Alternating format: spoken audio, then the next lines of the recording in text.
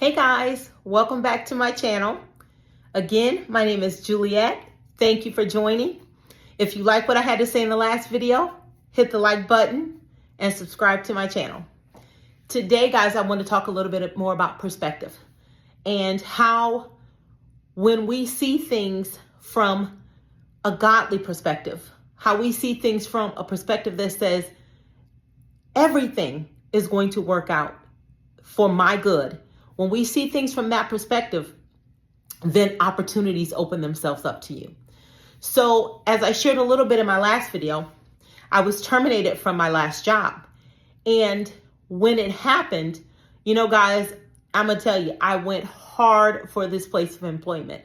I gave everything I had. I probably worked 60 to 70 hours a week. I didn't complain about it. It was my job and it's what's expected of me. So I did what was expected of me. With that being said, when I was let go, there was to say that I wasn't hurt is absolutely not true. I had been with this startup and I built this team and I loved my team. I loved what I did. And I loved the management team. So I felt a sense of, I was hurt. I certainly felt I'm human. So I went through those emotions, but there were some things that had happened prior to this happening that kind of primed the groundwork so that when it happened, I knew that this was an orchestration that was going to lead to greater things in my life.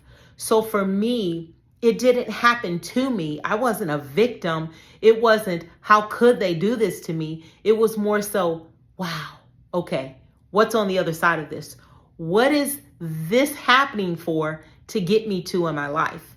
And when I had that perspective, it opened up a whole world that I would not have seen had I been sitting around and wallowing in self-pity, or had I been angry and had this vendetta where I felt like I had to get back at somebody. Instead, the things that began to unfold, to tell you a little bit about what happened, the week before I was informed that I was being let go, I had come across this ad, and the name of the program that was being advertised was called Finding Purpose After 50. And I thought, oh my gosh, that is so timely for me, because even though I'm in this career, I'm making a good salary, 6-figure salary, or some people would think, I'm comfortable. I still have this burning desire to do something on the inside of me. I still have this desire to leave something for my children. As you get older, you begin to think a lot more about those things. So those things have been burning in me really for a couple of years. So with that being said, I thought, this is very interesting. Let me sign up for this. So I signed up for it.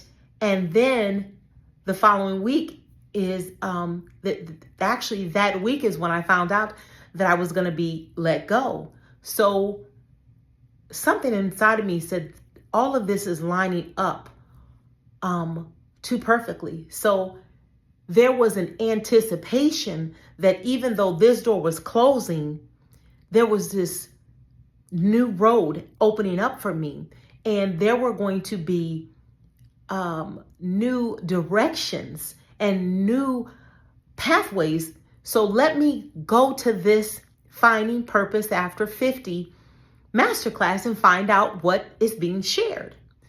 So lo and behold, I go to this, and the first night it was talking about reimagining your purpose, dreaming again. And, I can tell you that I, as a child, was an avid dreamer. I had a very vivid imagination. I would write songs. I wrote lyrics. I did all these things, and I had kind of pushed those things back because, again, we grow up, we go to college or not, whatever your journey is. And we get on these, we get on these jobs, and we have children, and life happens. So as life begins to happen, we stop dreaming so much, or, a lot of our dreams get squelched. We have teachers that tell us you can't do that.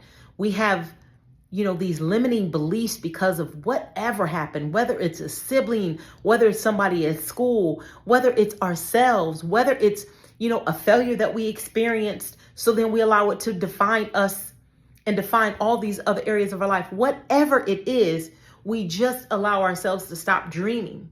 So, I had stopped dreaming.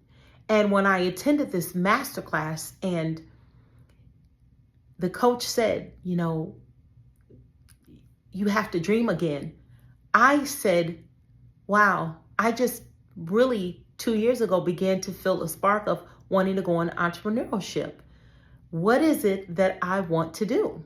Well, because I love operations, I love productivity. I do. I love people and I love building teams.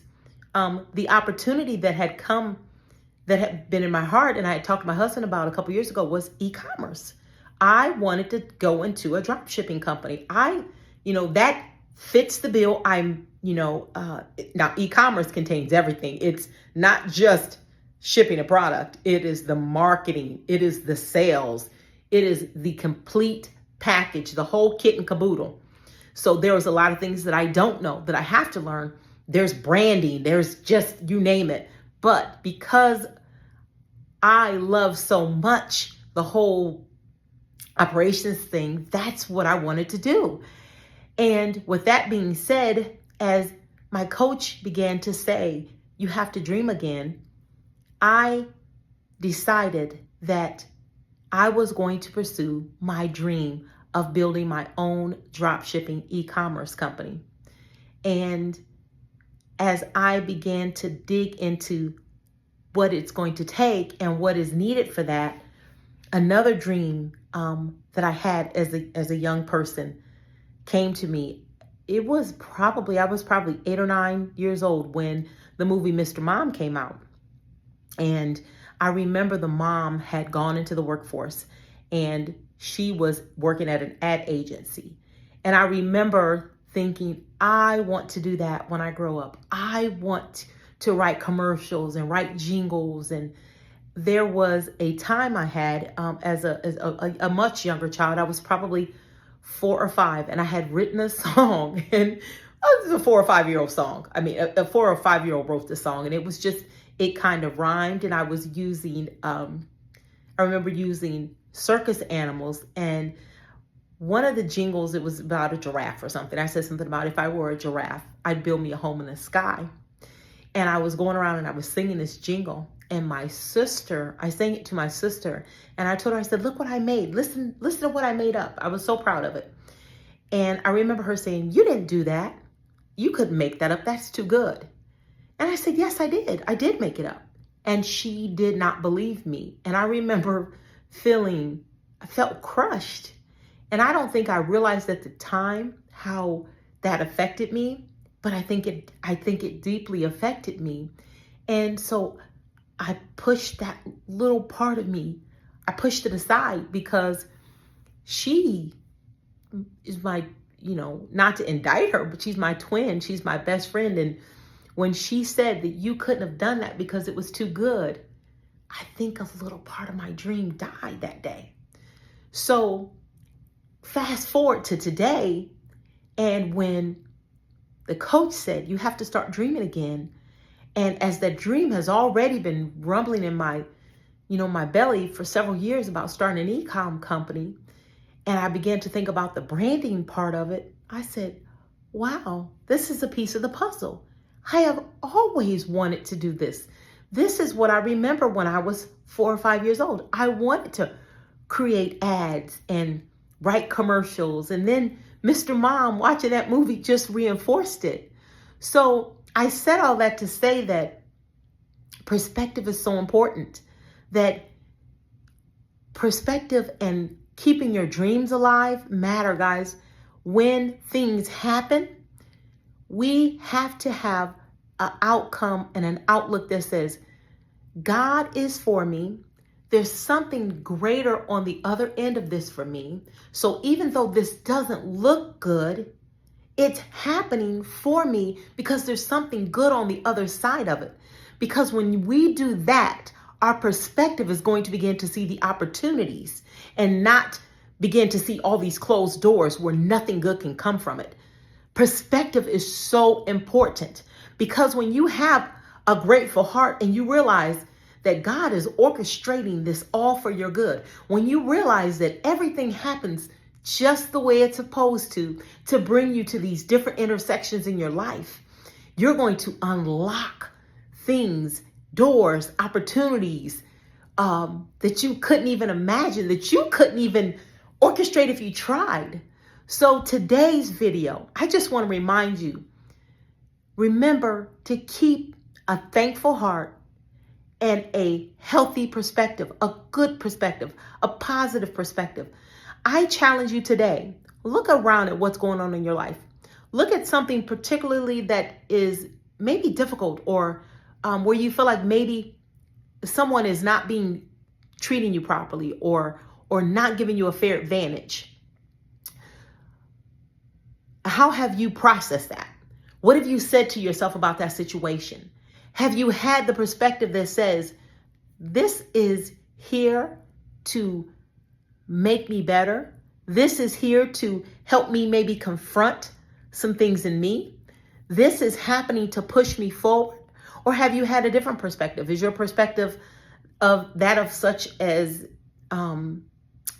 poor me? Look what they're doing to me. They're mistreating me, or this isn't fair, or I can't believe this, or I can't win in this situation. I assure you, you'll have what you say. If you believe that it's happening because you're being mistreated or because you're being victimized or because someone just doesn't like you, then you've given all the power away. If you choose to look at it from a grateful heart, number one, thank you for this lesson, this opportunity for me to become greater, this hurdle for me to jump over, this door for me to open up because of the way I see it, then that's going to give you the key to access what you need to access. So challenge yourself today. What is it you're dealing with in your life that maybe you don't have the right perspective? And if you don't have the right perspective, you're not seeing the situation the way you need to see it. As you challenge yourself, approach it from a different perspective. Approach it from a powerful perspective where, you know what? God is in control and he loves me. And this situation is not happening to me. It's happening for me to bring out something greater in me, to forge something tremendous. So that's today. That's what I wanted to talk about today. And I wanted to encourage you. Look at the situation from a different perspective. All right, guys, that's all for now. I'll see you again soon. Again, like, subscribe, and hit the notify button.